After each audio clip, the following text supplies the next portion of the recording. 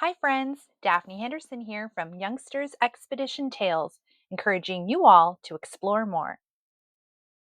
In this adventure, Youngsters Expedition Tales presents Journey Through the Grand Canyon. One sunny morning, Henry, Sissy, Connor, Paula, and Tina were buzzing with excitement. Today, they were going on a big adventure to the Grand Canyon, but first, they were taking a special train, the Grand Canyon Railway. The train whistled loudly. Toot toot! Here we go, cheered Henry as they climbed aboard. Inside, the seats were soft, and big windows showed the trees and mountains outside. I feel like a real explorer, said Tina, looking out the window. Just then, cheerful cowboys walked down the aisle wearing big hats and shiny boots.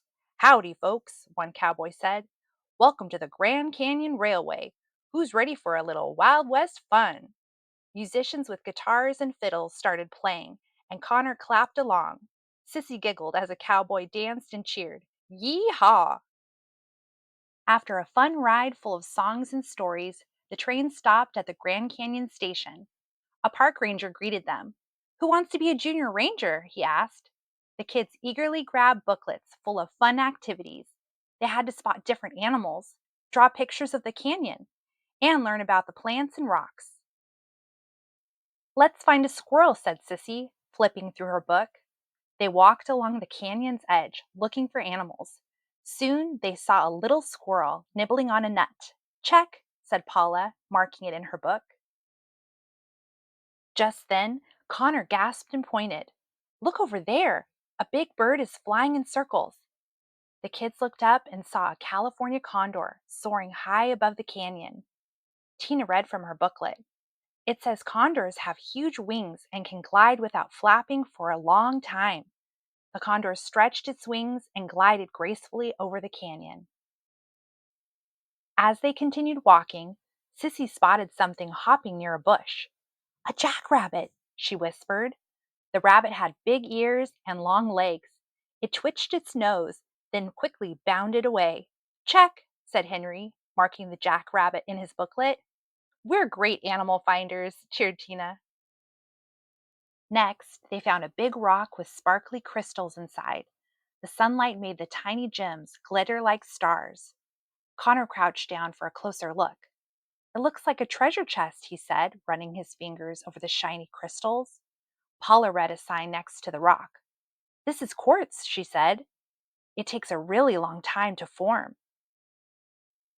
Just then, Sissy noticed something nearby. Look, there's a rock with layers of colors, red, orange, and brown. The kids walked over to inspect it.